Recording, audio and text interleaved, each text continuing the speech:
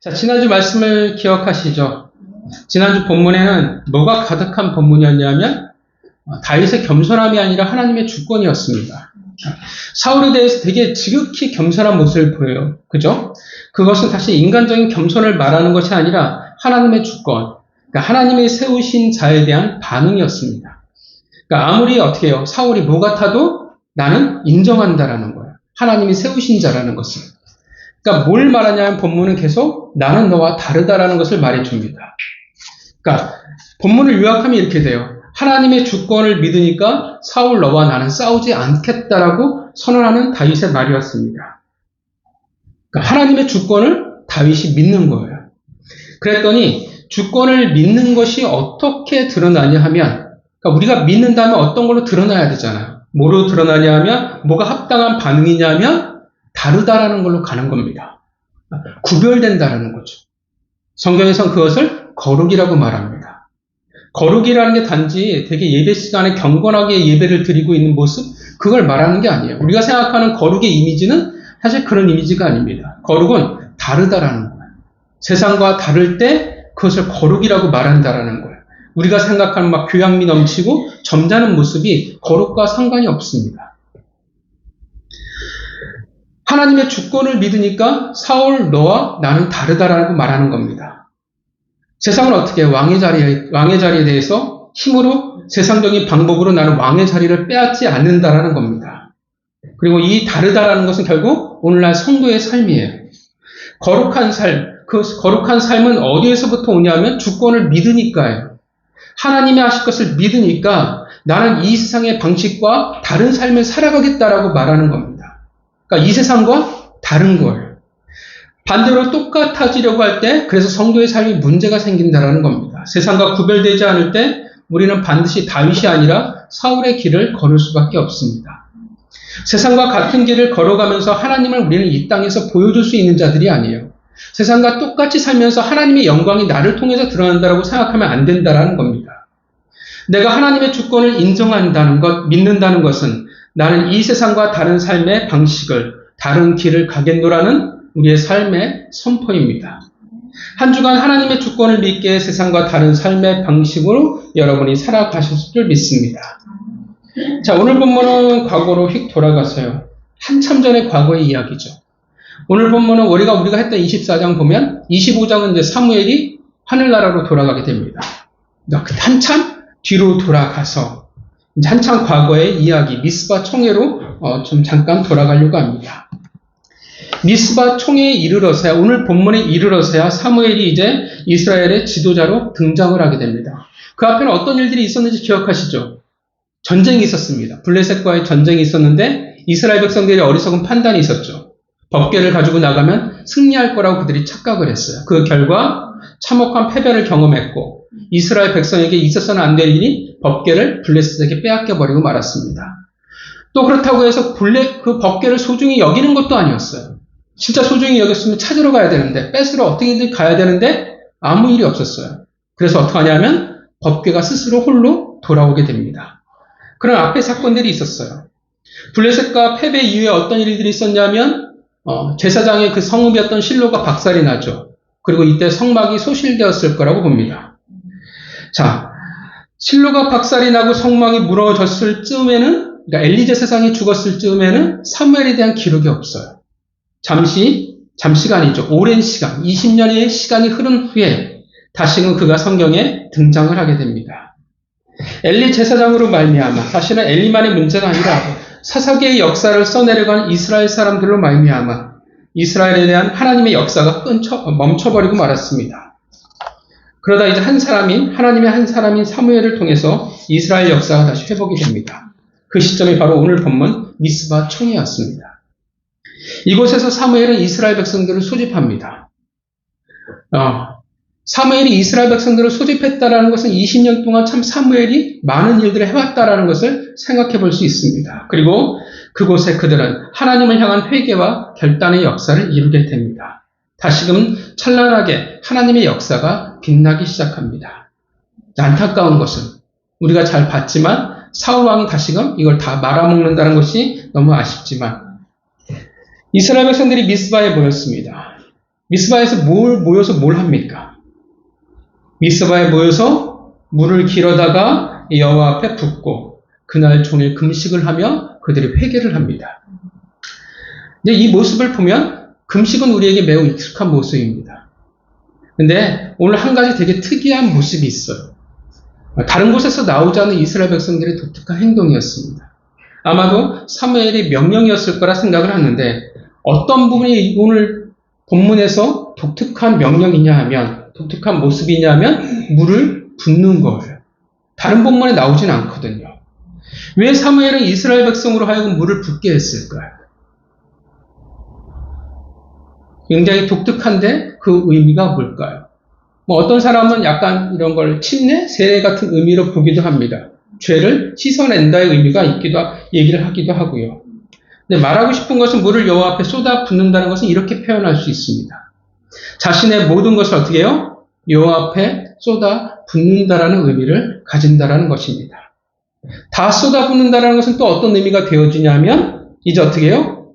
다른 곳에 쏟아 부을 것이 없다라는 의미가 되어지기도 합니다. 한번 쏟아 부은 물은 어떻게 해요? 우리가 다시 주워 담을 수 없다라는 거예요. 끝이에요. 이제 다시 담을 수가 없습니다. 하나님께 내 마음을 쏟아 부었다는 것은 다시는 되돌이킬 수 없는 것이며 이제는 더 이상 다른 곳에 내 마음을 쏟아 부을 수 없다는 어떻게 해요? 고백이 되어지는 것입니다. 결단이 되어지는 거예요. 다른 곳에 더 이상 쏟아 부을 것이 없어져 버렸습니다. 이것을 우리는 뭐라고 표현하냐면 전심이라고 표현을 합니다. 왜 이것이 지금 미스바 총회에서 나오고 있냐 하면 그들이 사사기의 어둠의 시대를 살아간 이유가 바로 이것 때문이기도 했습니다. 엘리 제사장이 잘못해서 이스라엘 백성들이 사사기의 암흑을 살아간 것이 아닙니다. 그 시대상이었어요. 엘리 제사장의 문제가 아니라 이스라엘 백성 자체가 어떻게 해야 돼요? 다 어둠의 시대를 살아갔다라는 거예요. 늘 말씀드리지만 사역자는 그냥 표본이에요. 그 시대를 알아볼 때 사역자들을 보면 그 시대상을 알아봐요. 사역자들이 돈에 대해 갈급하고 살아가면 사역자가 나쁜 게 아니라 이미 어떻게 해요? 그 기독교가 성도들이 돈을 갈구하며 살아가는 시대라는 표본이에요. 만약에 성적인 문제에 타락하며 살아가면 목회자만이 잘못한 게 아니라 이미 목회자를 보면 그 시대가 이미 성적으로 타락한 시대구나를 알 수가 있어요. 그래서 사사기의 특징 중에 하나가 뭐냐면 레위 지파의 성적인 타락에 대해서 자꾸 이야기를 해요. 그 말은 뭐냐면 레위 지파가 타락했어가 아니라 이미 이스라엘 백성들이 다 그렇게 타락했어를 말해주는 겁니다. 물론 리더들의 잘못이라고 말할 수도 있겠지만 사실 모든 이스라엘 백성들이 그 어둠에 동참한 겁니다. 그들은 이스라엘 백성들은 하나님에게 전심이 아니었습니다. 하나님에게만 마음을 쏟아 부어야 되는데 그렇지 못했어요. 이스라엘 백성들이 어디에 자꾸 마음을 쏟아 부었냐면 우리가 가나안 땅의 유명한 우상들이죠. 바로 바알과 아세라였습니다.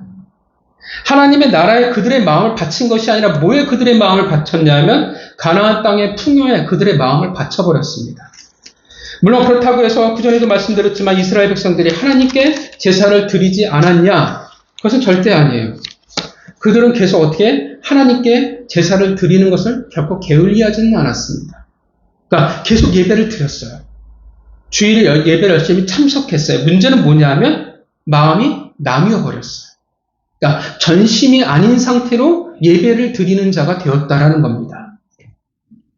바알과 아세라가 뭘 이야기하냐면 바알과 아세라는 물질이에요. 풍요에 그들이 마음이 빼앗겼다라는 겁니다. 그들이 가나안 땅을 정복하고 나서 마음이 바뀌기 시작을 했어요. 마음을 빼앗기니까 더 이상 하나님께만 마음을 바치는 것을 그들이 스스로 거부했습니다. 그 결과 전심이 아니니까 그 결과가 뭐냐면 변질이에요. 그리고 타락이 시작되었습니다. 가나안 땅을 정착했어요. 여호수아가 이끄는 정복전쟁을 통해서 가나안 땅의 대부분 주요한 족속들을 물리치고 나서 그들이 땅을 분배했죠. 그리고 이제 여호수아가 물러나고 나서 이스라엘 백성들의 생각이 바뀌기 시작했습니다. 그들은 하나님을 어떻게 인식하기 시작했냐면 하나님을 전쟁의 신으로 인식하기 시작했어요. 그러니까 싸움에 그렇게 많은 승리를 거뒀다라고 생각했어요. 근데 이제 어떻게 돼요? 이제 평화의 시대가 찾아왔어요. 그랬더니 이제 하나님이 전쟁의 신인 하나님이 더 이상 중요하지 않게 되어진 거예요. 평화의 시대에 살아갈 수 있는 이제 신이 필요한 겁니다. 이제 그는 하나님의 백성으로서의 삶을 살아가는 것이 아니라 가나안 땅의 거주민으로서의 삶을 살아가려고 했어요. 그래서 뭐가 중요해졌냐면, 그전에는 이스라엘 백성들은 다 직업이 뭐였냐면 대부분 다 유목민이었어요. 근데 가나안 땅을 정복하고 나서 직업이 바뀌죠. 뭐로 바뀌냐면 대부분 농사로 바뀌게 되어집니다. 가나안 땅에 정착해서 농사를 지어야 돼요. 이제 뭐가 중요해지기 시작했냐면 목축업을 할 때보다 훨씬 더 날씨라는 게 중요해지기 시작했습니다. 특히 뭐가 더 가나안 땅이니까 중동 지방이니까 뭐가 중요하겠어요? 비예요. 이른 비와 늦은 비. 가나안 땅을 여러분들이 지형을 보면 아시겠지만 가운데 요단강이 흘러가요. 차에도 있고요. 결코 마르지 않습니다. 물이 있어요. 근데 신기한 게 뭐냐면 하나님이 되게 독특하게 만드신 게 뭐냐면 지형이 굉장히 깊은 계곡처럼 돼 있어요. 그러니까 그 당시 기술로는 그 물이 있으니 어떻게 해요? 물을 퍼다가 농사를 지을 수가 없어요. 끌어들일 수가 없는 거예요. 그러니까 물은 있는데 물을 쓸 수가 없어요. 그래서 뭘 기대할 수밖에 없냐면 이른 비와 늦은 비를 기대하며 살아갈 수밖에 없다라는 겁니다. 그래서 이제 뭐가 중요했냐면 농사를 지어야 되니까 비의 신이라고 생각했던, 날씨의 신이라고 생각했던 바알이 그들에게 중요해지기 시작했습니다. 그래서 그들은 풍요를 위해서, 성공을 위해서 바알을 섬기기 시작했고 그들의 마음을 어떻게 해요? 하나님이 아니라 바알과 아사랴에게 쏟아붓기 시작했습니다. 그 결과가 뭐였냐면 여호수아서 다음에 뭐가 등장을 합니까? 성경 순서상 사사기가 등장을 하는 거예요.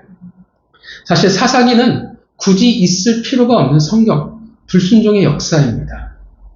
더 나아가 이 일은, 이 전심이 아니었던 이스라엘 백성들의 이 일은 이스라엘 역사에, 신정국가에 잊을 수 없는 수치가 되어져 버립니다.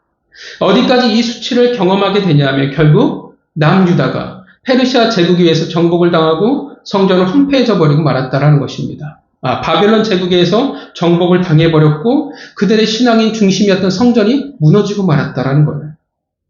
이 바벨론 포로 시대를 거친 후에야 비로소 이스라엘 백성들은 가나안 땅에 그 바알을 숭배하는 것을 멈춥니다. 굉장히 오랜 시간이 걸렸어요. 이게 참 안타까우면 굳이 많이 아파야 멈춘다라는 것, 많이 아파야 돌이킨다라는 것이 참 인간이 가진 어리석음이라는 거예요. 그래서 인간이 가진 지혜는 뭐냐면 내가 이것을 경험하지 말아야지, 내가 실패하지 말아야지 이걸 말하지 않아요. 왜냐하면 사람은 반드시 어떻게 해요? 실패하게 돼 있습니다. 하나님을 멀리 떠나게 돼 있어요. 그래서 성경에서의 지혜는 뭐냐면 실패하지 않아가 아니라 어떻게 하냐면 실패해서 빨리 돌이키는 것을 우리는 지혜라고 말합니다. 그러니까 다윗을 보시면 여러분 기억하시지만 블레셋 땅에서의 실패 이후에 어떻게 해요? 최선을 다해서 생각을 해요. 그 실패가 어떻게 해요? 낭비되지 않도록 그가 최선을 다해 그 안에서 하나님을 찾는 모습을 보여줍니다. 이스라엘 백성들은 분명 다른 것에 마음을 쏟아부었습니다. 그 말은 그들은 하나님이 아니라 다른 것을 향해 살아갔다라는 것을 우리에게 말해줍니다. 우리는 우리의 관심사 혹은 내가 중요하다는 생각하는 것을 어떻게 하냐면 올인해요. 성도들 중에 어떤 이도 하나님이 가장 중요하다는 것을 부인하는 사람은 없습니다. 다 어떻게 해요? 하나님이 중요하다는 말에 거부하지 않아요. 다 옳다라고 생각해요. 그런데 삶이 무엇을 향해 가는지, 무엇을 향해 내 인생을 쏟아붓고 있는지를 보면 진짜 가장 무엇을 중요시 여기며 살아가는지를 우리는 알 수 있습니다. 가장 잘 드러나요. 그래서 내가 진짜 하나님에게 전심인지 아닌지를 우리는 알 수 있다는 겁니다.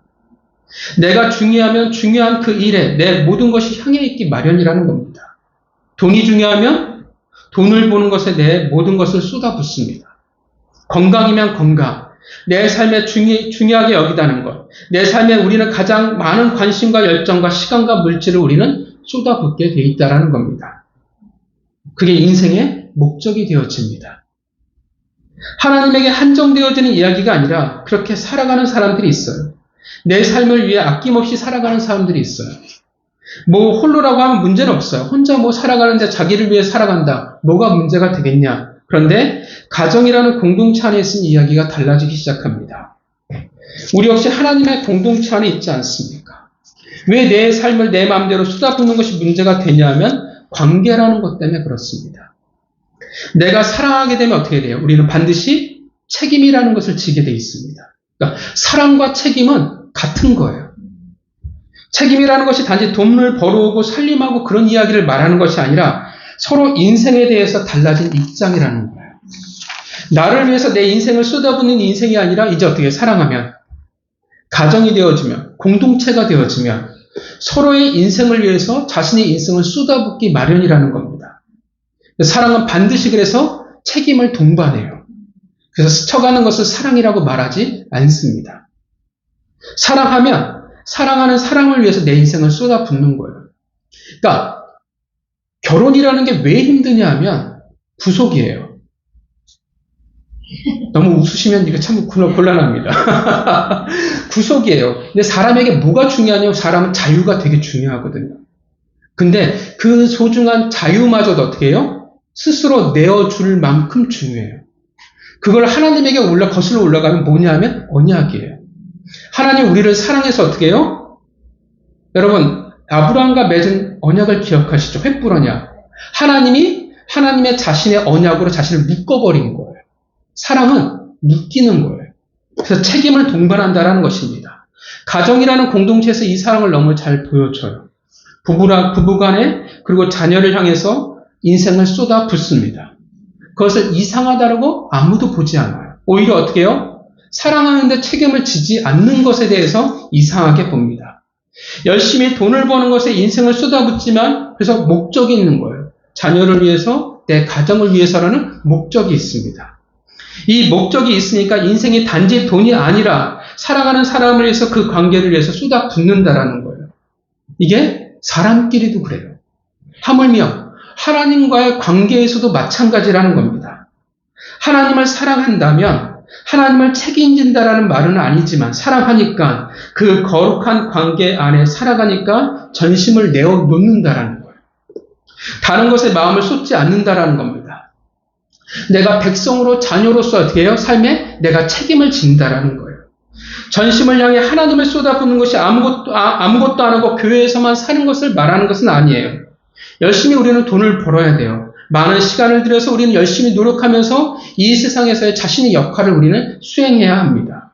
그런데 똑같이 가정에서의 삶과 똑같이 목적이 달라지는 거예요. 돈을 열심히 벌어 어떻게 해요? 가정에서는 내가 우리 가정을 위해서 자녀를 위해서 돈을 열심히 벌듯이 내가 이제 어떻게 해요? 하나님의 공동체 안에서 열심히 돈을 버는 것은 하나님이 쓰실 목적을 위해서 내가 열심히 벌게 되는 겁니다. 그러니까 목적이 바뀌어요. 하나님이 되어진다라는 거예요. 단지 이 세상에서 성공하고 돈을 많이 버는 게 아니라 하나님의 목적이 있음을 믿고 우리는 열심히 살아가는 거예요. 하나님이 내가 수고한 이 열매를 통해서 뭔가 하실 거야. 뭔가 하시기 위해서 나에게 주신 거야 라는 것을 내가 믿는다라는 거예요. 이제 어떻게 해요? 방향이 다른 거예요. 이 모든 것이 결국은 과정이 되어서 하나님을 향한 내 전심이 되어진다는 겁니다. 왜 우리가 교회를 사랑하겠어요? 왜 우리가 교회에 내 인생을 내놓겠습니까? 왜 내가 섬겨야 돼요? 왜냐하면 하나님을 향한 전심이기 때문에 그래요. 그가 만드신 교회의 거룩한 몸에 사랑을 쏟아 붓는 거라는 것입니다. 교회는 결국 내 전심을 내놓는 장이 되어지는 겁니다. 내 전심을 쏟아부으니까 당연히 충성되게 살아갈 수밖에 없고 당연히 순종하며 살아갈 수밖에 없습니다. 내 인생의 목표를 잃어버리지 않고 그래서 나아갈 수 있다는 거예요. 그리고 이것이 바로 사무엘과 사울의 차이가 되어집니다. 사무엘상 24장 9절을 우리 잠깐 찾아볼까요? 사무엘상 24장 9절에 재미있는 표현이 있습니다. 사무엘상 24장 9절 말씀입니다.